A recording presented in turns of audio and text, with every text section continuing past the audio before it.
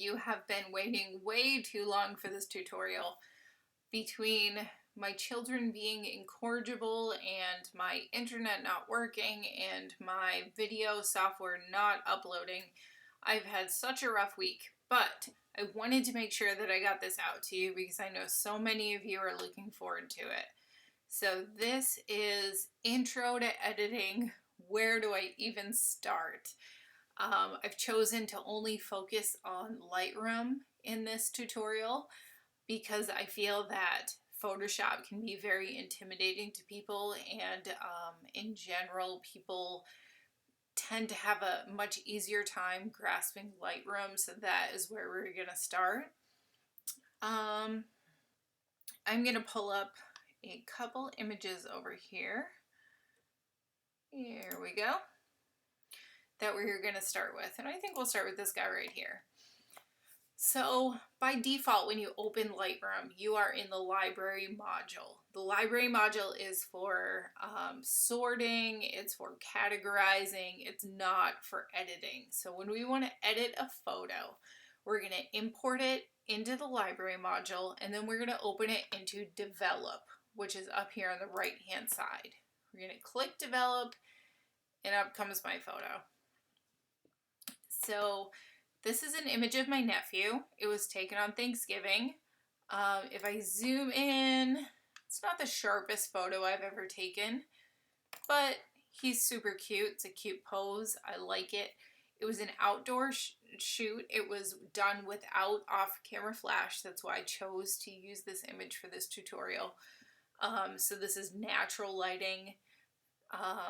This is a very typical pose that like you would get of a kid that's just running around having a good time. So the way that Lightroom is set up is on your right hand side is all of the different categories that you would use to edit an image. And if you close them all down like this, they're a little bit easier to see. And Lightroom has specifically set it up so that you start with the top and you work your way down to the bottom. So the first thing we're going to work with here is the histogram. So I want to open that. I want to look at my histogram. If you're not familiar with histograms, the left side of your histogram is your darks and the right side of your histogram is your lights. In an ideal situation, we want the dark side just barely kissing the edge of our histogram, and we want the light side just barely kissing the edge of our histogram. Now we can see in this histogram there are gaps on the light side for sure. It's not touching at all. And on the dark side it's touching a little bit, but it's kind of weak. It could be a little bit more prominent. Another thing I want to point out about this histogram is there's these two little triangles in the left and the right hand corner. If you click those on, they're going to show your dark and white clipping. So for instance, if I went, say my histogram was like super dark, it's like way over to the darks. So all this blue is showing you that you've lost information in these black areas. We don't want that. Let me open this big thing just so I can put them back to where they're supposed to be. Same thing goes for the whites. If we are clipping a ton of whites, they're going to show up as red, and they're going to tell you that you're losing information in these reds, and we don't want that either. So we're going to take those out. But what we do want is we want our blacks and our whites to just be slightly touching the edge of our histogram, which in this instant my lights are not. So there's a couple different things I can do to fix that. I can increase the exposure, which is going to make it touch, but it's a little overexposed for my taste. But I might increase the exposure a little bit, so we'll keep it at a +5. I can increase my highlights a little bit.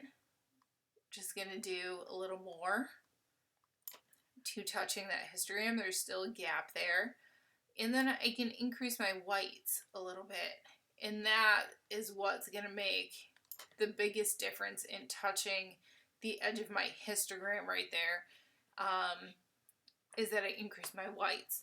If you go down here in the left-hand corner, you will see a side-by-side comparison that you can click on. There's actually quite a few that you can loop through. There's before and after, split. I'll show you all the different ones here real quick. You know, so these are all the different ones. I really like to just do the before and after, left and right. So it's showing you this was my before image, this is my after image. We can go to better ratio here so you can see it a little bit better. So now you can see that I've increased my lights in this image, that it looks a little bit better. It has a little bit more contrast. I'm not clipping any of these whites. I haven't lost information in them, but they're a little bit more prominent. It doesn't look quite as flat as it did in the first place, and that's what I want. So I'm going to click on this left-hand image to get it back to where I want it to be. Now, moving down in our line of priorities here, we go to the basic profile. And the very next thing to do is the temperature. And the temperature is something you can kind of play with a little bit. This is your white balance. It's telling me that this white balance is as shot. This is how I shot it in the camera. You could go through some of these presets. There's daylight, cloudy, shade, tungsten. I don't use any of those. I feel like my eye is better than my presets could come up with, so I kind of just use my eye. To me, when I'm looking at this image, I'm seeing a lot of magenta, especially in his skin tone. It was fall, so you are going to see a lot of magenta tones in the background, but as far as his skin goes, I'm seeing a lot of magenta, and it could just be a reflection of this red on his shirt, but I want to tone that down a bit. So if I go to my magenta slider, and I tone it down, you can see if I go way too far, it's going to turn it totally green, and I don't want that. I just want it slightly less than it was. And then I can kind of play with my blue and yellow slider and try to find a happy medium of where I think this image should be. And I actually think it's like right around here, because I'm not seeing blue in his shadows right now, which is where they generally show up. I'm not seeing a ton of magenta. If I go back to my before and after, you can see more magenta in the before than I do the after. I feel like this is more adequate for his skin tone. So going back to this image, I think this is more of a well-balanced white balance that I'm looking for. Now moving down the hierarchy here in our sliders, there's highlights where I've kind of already moved that around. I like where it is. If you want to affect the darks without affecting the highlights, like you wanna bring the exposure up in certain areas of your image, but you don't want to overexpose parts like his forehead here, which are really bordering the line of overexposure, you can play with your shadows a little. And so when I bring my shadows up, I'm bringing up the shadows in his eyes and his mouth and the background, but I'm not affecting those highlighted spots in his forehead. As you see, as I move it back and forth, I'm only bringing up the dark parts. And I don't want to go crazy with that, but I do want to pull it up a little bit. So I'm at about a plus 16 right here. One other thing I want to add about the highlights is right now I'm at a plus 60 because I increased them quite a bit. If you find that your image is blown out, you're losing information in your whites and you really need to retain it and get it back, I really caution you to not go lower than -20 on your highlights. Some people think, oh, this is great, I can go as low as I want to. You can see when I get low on my highlights that his skin turns this like ugly, weird gray kind of color, and we don't want that. So when you're playing with your highlights, you never want to go less than -20. I'm actually going +40 on this, or somewhere around there. But you want to be careful about how much you drop those highlights, because that really can affect a lot of the skin tone, and you don't want to do that.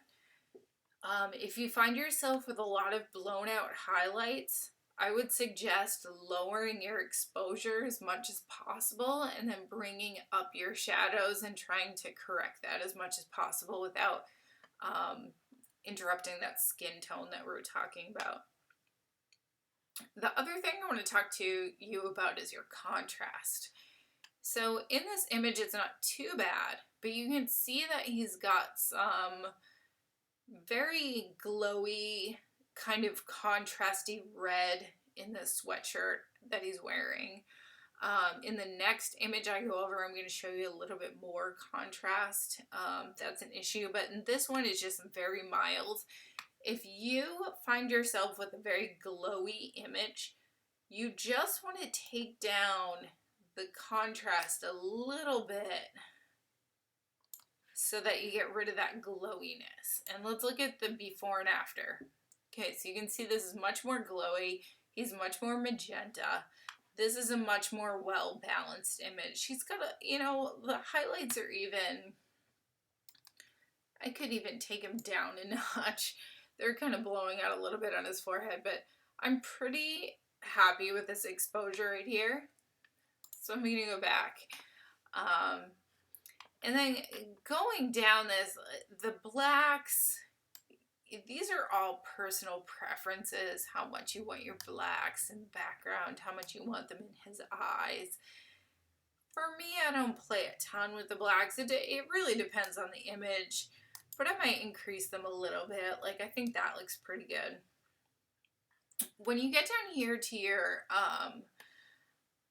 clarity, your vibrance, and your saturation, I really don't touch these a whole lot unless I'm using a brush and I'm just affecting the skin. So I will show you real quick that increasing the clarity in your image is the easiest way to absolutely destroy your image. You can get like this horrible, terrible, grainy, over sharpened look. Or you can get this like terrible soft, I don't even know what's going on look. Your best bet is to not touch your clarity slider at all. I also feel the same way about my saturation slider, especially because any of these sliders that are under basic are what we call global sliders. They affect your entire image, which is not exactly what you want. It's very infrequent that I would want the same amount of saturation applied to my background as I want applied to my subject. So I very rarely touch any of these sliders. The only one I might in some cases touch, usually landscapes, but I might increase the vibrance because that tends to increase the back without affecting the skin too much. But even for me, like, this looks like it's pushing the reds in his skin tone and I just don't like it. So I'm going to go ahead and reset that. I don't want that vibrance. Moving on down, some of you had asked about curves in Lightroom. I don't use curves in Lightroom because seriously, curves in Lightroom, which is here under tone curve, is doing the exact same thing that you just did to all of these sliders, except it's using a curve model, which means you can pull down your highlights, you can increase your highlights, you can increase or decrease your blacks. Like, and if you double click on these things here, it'll reset them. It's just not something I do, and anyone who has followed me on any of my Photoshop tutorials, you'll know that I don't use curves very often. I like levels, I like histograms, I don't like the curve structure because my brain can't wrap itself around it. It's just not what I do. Some people say to do an SCurve, which would be you pull up here and you pull down here, and that will add some contrast to your image. Sure, it does. If I want to add contrast to my image, I would just move the contrast slider. Like, I don't have to do a curves layer, so I just don't feel the need to use the tone curve on my Lightroom. Let's see. Under the detail, under sharpening and luminance. So sharpening default by Lightroom, it adds 25% sharpening, which may or may not be enough for you. I find in most cases it's not enough. So I bring up the sharpening a little bit more. And then if you're shooting in JPEG, which you should not be, you should be shooting in RAW because you want to have complete control over the outcome of your image. So when you're shooting in RAW, one of the most things I get emailed about is, I just started shooting in RAW and all of my images look grainy. Well, there's a reason for that. The reason is that when you were shooting in JPEG, the JPEG settings on your camera were adding noise reduction to your image. When you decided to shoot in RAW, you undid all of those JPEG settings. And so you're no longer having any noise reduction added to your image whatsoever. So what you need to do is under noise reduction, under luminance, and you can actually go up here and zoom in even more at like 1/4. And you can see that this image is a little bit grainy. You can see those little pixels there. Being someone who started photographing in the era of film, I call it grainy. In today's terms, we would call it noise. It is basically the pixels showing up because they've had to increase themselves in size to let in enough light because there was not enough light coming in. So to reduce those pixels or that graininess, you need to add luminance to your image. There's two different kinds of luminance. There's regular noise luminance, and then there's color luminance. In this, I'm seeing pretty much regular noise luminance. Color luminance, you'll notice because it'll be like multicolor, like kind of funky looking pixelation. I don't see that here. I see mostly, I'm trying to see if there's any spot where I see noise luminance that I could help you out with. And I just don't see it. This is mostly just regular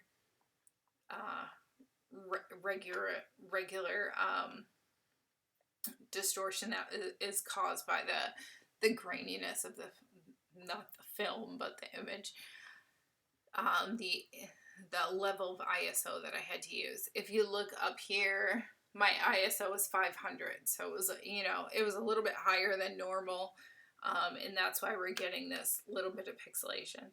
So the way I'm going to get rid of that is I'm going to increase my luminance. I typically increase my luminance around 15 to 20%.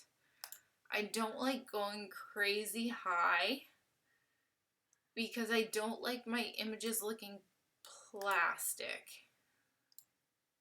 So let me increase it a little more and just keep sneaking out. See, that's starting to look a little plastic to me. So we're going to go back a little bit. Okay, and one thing that it does do is it almost makes your images look a little bit blurry, which I don't like. So I will kind of play around with the sharpening. And so it's this very delicate balance between luminance, which is the noise reduction, and sharpening, which is kind of creating more noise to make your images like sharp, except not pixelated. So this right here looks pretty good to me. It doesn't look too bad. So we're going to zoom back out. Continuing down, we're going to go to lens correction. Two things I always choose is under profile, I do remove chromatic aberration and I do enable profile corrections. Now, if you're not familiar with either of these terms, chromatic aberration is a fringing that happens in areas of high contrast. It's much more prevalent in certain lenses, so like that 85mm 1.4 is really well known for causing CA. Some of the lower level kit lenses are really well known for causing this, but even some of the highest level lenses that you can get, I mean, this was shot with a 70-200. This was a great lens, but I'm still gonna click to remove chromatic aberration just in case it's there, and let me unclick it and see if I can find any that you can actually see. And what it is that it's like a magenta fringing that you will notice among areas of very high concentration. I don't think you're going to see any in this image, and you're probably not. But even if you don't notice any, it's worth clicking that little box, because what harm can it make? The very least it's doing nothing, but at least if there is any CA in your image, it's helping. The other thing is enable profile corrections. We have to remember that when we're shooting with a camera, all of our lenses have a bow to them. They're all bowed glass. So the wider the angle, the more bowing that we're going to see. We're not going to see a ton of bowing in this image because it was shot with a 70-200, which is kind of, it's a telephoto lens. It doesn't have a ton of distortion with it. But if I was shooting with, like, say, a 35mm lens, there would be a lot of distortion. So as long as you click this enable profile corrections, it will correct that distortion that is caused by the camera. So I always click these two little buttons. Even if you feel like they're not doing anything, it's worth clicking because they could save you a ton of hassle in the end. All right. And then once you get to the very bottom, there is under effects, you can add a vignette. That's not something I typically do till the very end, so we're not going to do that. Before we get into that, I want to talk a little bit about these different tools up here. Now, this is not a very in-depth Lightroom tutorial, because I do offer workshops that get really in-depth into every single one of these tools, but I want to go to like a little overview of what these tools do. So the very first tool you can use is this square right here, and that is the crop tool. I have it set so it's rule of thirds. If I hold the shift button while I am cropping, it will hold my ratio, so I don't have to worry about the ratio changing or getting distorted. And I like to keep it at like a 4:6 ratio, so that's where I'm keeping it right now. So rule of thirds, I'm going to put him right in this little target area. And I'm going to hit done. So this is the ultimate crop that I've decided to go with. Now moving right along, I'm going to use the radial, let's see. Now this is the clone tool. The clone tool, if you're familiar at all with Photoshop, there's the clone tool and the healing brush. The clone tool is basically a stamp, and that is the default set of this tool. If I hit the option button, or looks like command on this one, and right click, I can now take that and make a clone of it someplace else. It basically works like a stamp. If you click on it and hit the delete button, it goes away. The thing I don't like about the clone tool is it is not at all very forgiving. Like if we're gonna really get in close here, let me go back just so I can move around. If we're really gonna get in close to this image, to use the clone stamp, say, you know what, say I wanted to get rid of this little cut that he has here. And so we click on this and we use the clone stamp. You can use your bracket keys to make it smaller or bigger. You're gonna make it much smaller. If I want to use the clone stamp, I could stamp here, and it's going to show me an area where it thinks is pretty close to what I'm trying to clone. And I could like try to find an area where I agreed with it and being like, yeah, that's pretty close. And I could hit enter and it would stay there. But as you can see, it's an exact replica of the area I chose.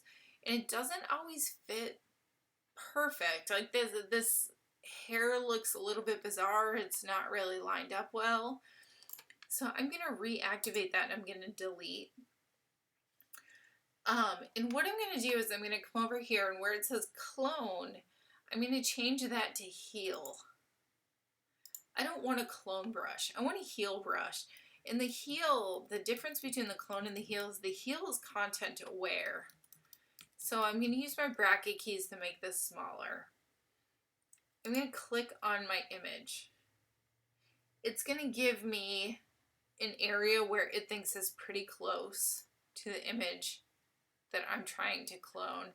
And I can hit enter and it's going to content aware. It's going to look at the image around where I'm choosing and it's going to say, let's try to make this work the best we can. And so this makes a much better, more fitting stamp than the clone stamp. Same as up here with some of these little red splotches here. If I used the heal tool instead of the clone tool, I could actually paint on that little red spot. And it's going to give me a suggestion. It's going to say, I think up here is the best place. And it's usually wrong. So I can say, no, I think down here is much more appropriate. And once it catches up, I can say, done. And now that red splotch is gone. And I can go back to my before and after. And I can show you he had a red splotch here. And now it's gone. Okay. So the biggest thing in that is that you really want to make sure that you're choosing the clone stamp.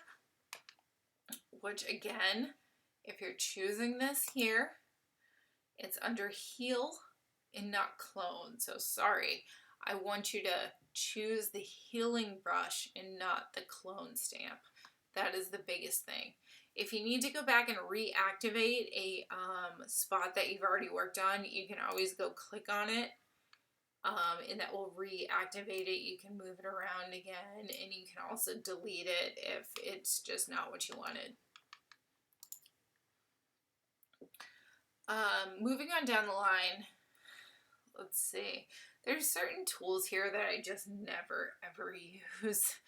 So I'm going to skip over some of them, like red eye reduction. When was the last time you took an image that had red eyes? Like in 1985? Like, if you seriously have a red eye issue in some of your images, then definitely by all means use this. But for me, like, I just can't even remember the last time I had a red eye problem, so it's just not a tool I use. Basically, I would skip all the way over here to where this circle is. And this is called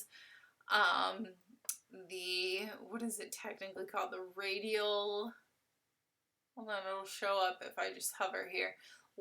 Radial filter. What this does is it helps you separate your subject from the background a little bit using lightness and darkness. So it shows up as this little plus sign.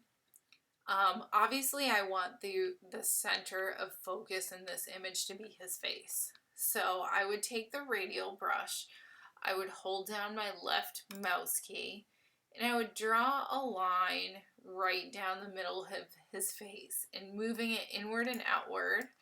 I could drag it down. I could make it smaller. I just want to get it to the point where it's just his face. Okay, so there it is. It's just his face. And now it gives me all of these different things that I can adjust. The normal thing that I just adjust is the exposure, because I want the exposure to be on his face and not all of this crazy backgroundness. So I can move him in and out to give myself a little bit more breathing room. And you can always check this little box to kind of check where you were before and where you are after, and if it's getting too dark or not too dark. But I kind of like my backgrounds a little bit dark, so I like my subject to stand alone. So I feel like this is kind of a good spot for where I would want my subject in this image. The other thing you could do is, if you wanted just the background lightened and your subject darkened, you could hit invert mask and it would do the inverse action. I don't want that. I want him lightened out with the background darkened because he is my subject, and so that's where I kind of stand. So I'm going to hit done with the radial filter. Now, the very last tool up here is the brush. And the brush is like, as far as Lightroom goes, it is like the most sophisticated tool that you can possibly use, because I really, really prefer Photoshop. But if you are only working in Lightroom, the brush tool is going to give you the ability to selectively adjust certain parts of your image. So, for instance, if I'm going to zoom in and I want to selectively adjust his eyes to give his eyes a little bit more sparkle and a little bit more contrast, I would choose my brush, which is right here. I would increase the contrast, and this is kind of just a guess because you can adjust this later. Maybe I would increase the highlights a little bit. And the sharpness is already increased. Let's see, I might do,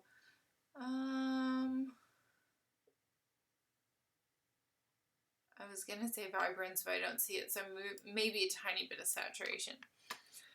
So I'm going to go in and I'm going to paint this just on my eyes. And at first you might not notice anything, and that's okay, because we can play with these as much as we want.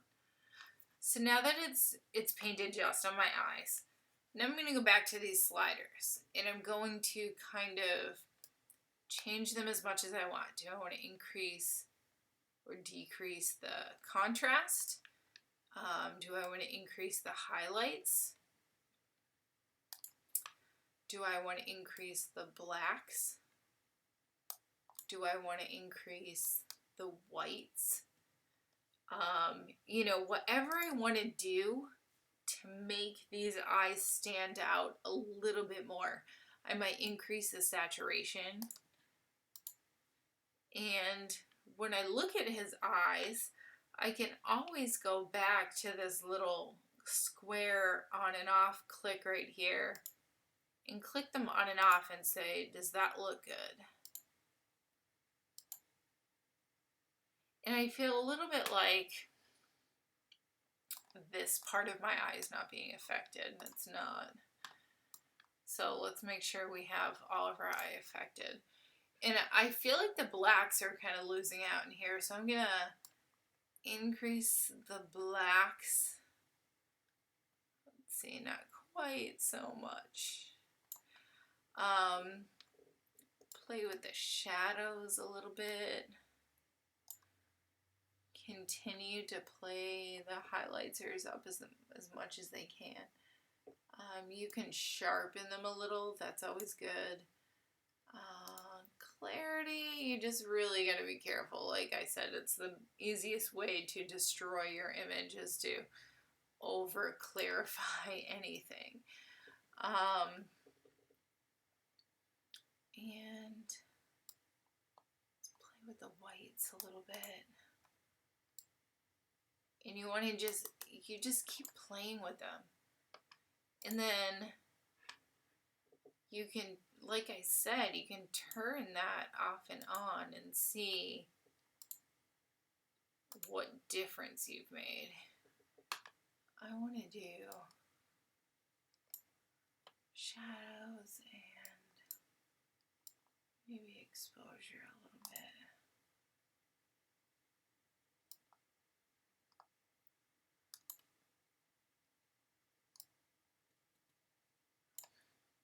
And you just keep playing around. So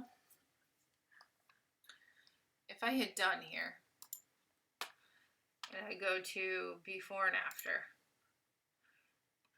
we can see that my eyes are looking a lot more sparkling now than they were before. They look a little bit better. They do still look a little grainy, which means I would increase the luminance still a little bit more. To see if I could get rid of some of that graininess, and that looks a little bit better.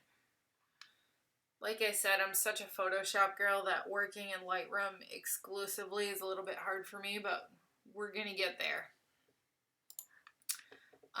So the next thing I want to do is we might work on, I mean, seriously, he's 5 years old.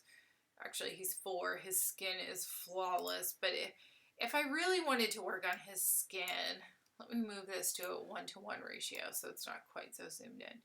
If I really want to soften his skin a little bit, I would go back up to my brush here. And now this is completely different than my eye brush. This is a new brush.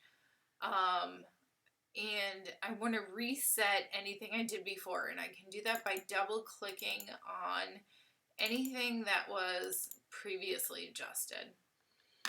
I'm going to increase my brush size a little bit by hitting the bracket keys.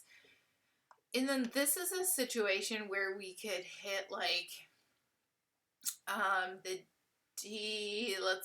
the negative clarity. And we could kind of brush that on to some of the areas that we wanted to be softer.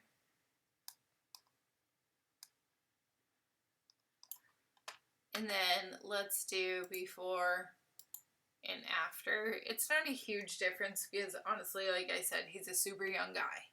You're not going to see a huge difference in his skin tone. But if you had someone who really needed some extra skin softening on their skin, you could even go lower with the clarity and try to make it as soft as possible. He just doesn't really need it that much, so I'm not going to do a whole lot. The other thing you could do with his skin is if you felt there was a little bit too much red in his skin, since we did kind of paint all over his skin, you could take down, let's see.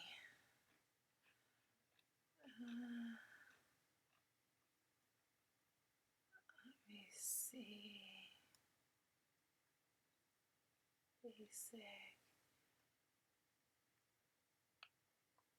Oh, right here where it says color black and white and HSL. You could go under reds and you could take down some of the reds or increase some of the reds in his face. I don't really have an issue with a lot of the reds in his face. I mean, he's a kid, he's gonna have a red face. But if it really bothered you, you could, like you can see obviously in this image, you could take down selectively some of the red in his face, and that would be fine. To be honest, I think this looks okay. So we could hit done. And let's go back. Oops, wrong thing. Let's click through some of these real quick. Let's go back to just our guy here. The other thing you could do is you could scroll down to Vignette, which is all the way at the bottom here. And you could increase a vignette around him. And it's got kind of these cool different sliders where you can make it like less round or more round. You can feather it a little bit so it's not so obvious. It just has a bunch of different options for you. I tend to not use a huge vignette. You can do an opposite vignette, obviously, so it's white. That's really old school. Don't do that. But I do like to add it a little bit because it does isolate your image here a little bit. And if you wanted to isolate him even more, you could go back up to the brush tool. In resetting anything that we've done before, you could increase or decrease the exposure. You can make your brush bigger using the bracket key, and you could darken some of these areas so that it was a little bit more about him and a little bit less about the background. So we're going to hit done. So I want to real quick look at my before and after. See if we can zoom out. Okay, so there's my before and after. My before image is kind of bland. It's all on one tonal range. There's no direct spot of the image that my eye is drawn to. I'm kind of all over the place. My after image, right away, my eye is drawn to his face. I've darkened the background to try to keep it away from being too distracting. We've lightened his eyes a little bit. Like I said, I am such a Photoshop user that I would totally pull this image into Photoshop before I considered it done. But if you are just starting and you really just need to get comfortable with Lightroom, this is a great place to start. This is what I would absolutely consider a final image for someone who is just starting out and is only using Lightroom. I think this image looks great compared to where it started. I think this is a complete finished image. The one other thing I wanted to show you is very quickly, this is an image taken in my studio. Now this seems to be a huge trend lately, especially among high school seniors, but among obviously children as well. They love the neon colors. They like bright colors.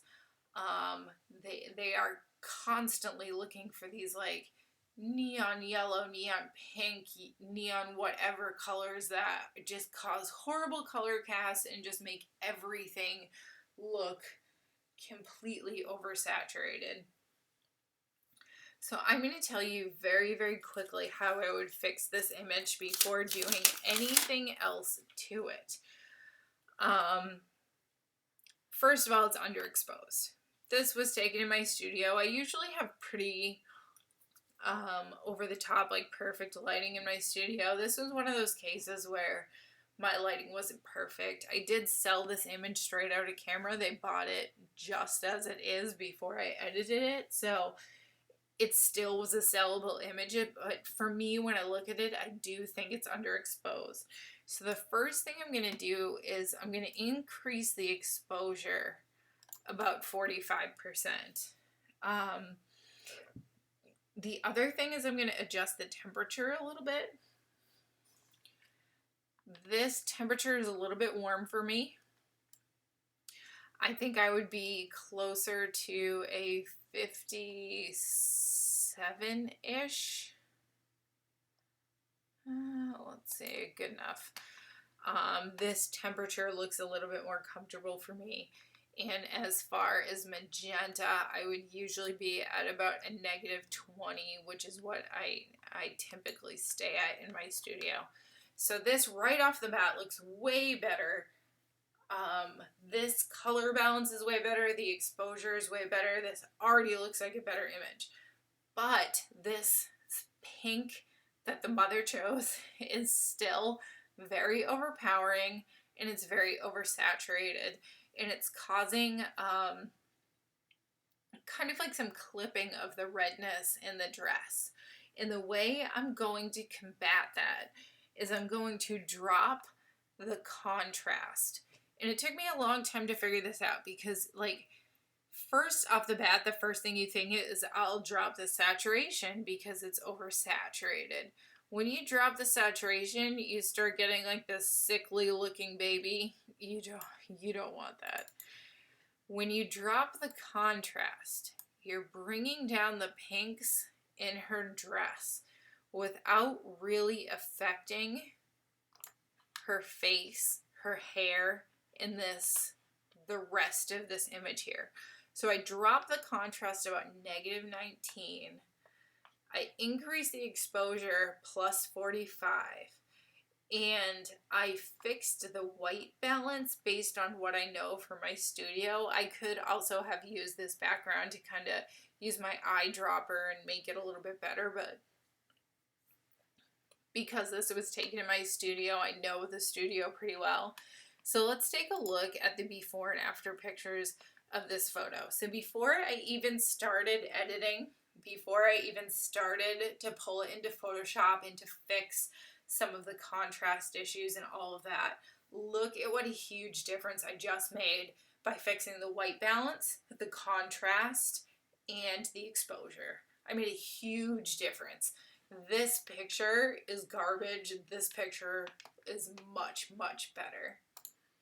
So if you find yourself, even sometimes when you're shooting outdoors, especially in fall, you get these images that kind of look really glowy, and it's not your fault. It's your camera's default settings that makes it really glowy like that. But if you're finding yourself with really over-the-top kind of glowy skin, glowy outfits, lots of skin casts coming off from the outfits, the first thing you need to do is try to lower the contrast. Some of my mentors have told me actually lower it to 0 and then slowly bring it back until it looks correct and then say, okay, I'm gonna stop. So if I did that, I would probably say about right there looks pretty good, which is a little bit more than what we were. We were at like -19, but still much better. So that's all I'm going to do today. If you guys have any questions at all about Lightroom, about the sliders, about how to read a histogram, please, please, please give me a note, send me a message, write a comment under this video. I'd be so excited to hear from you. I'm sorry it took me so long to get these videos out, and I hope this one works well, because my video editing software is just not working right now. So this is a QuickTime video. It's not the best quality, but it's the best I could do today. Other than that, I hope everyone has an awesome weekend. I hope to hear from you all soon, and thanks so much for tuning in.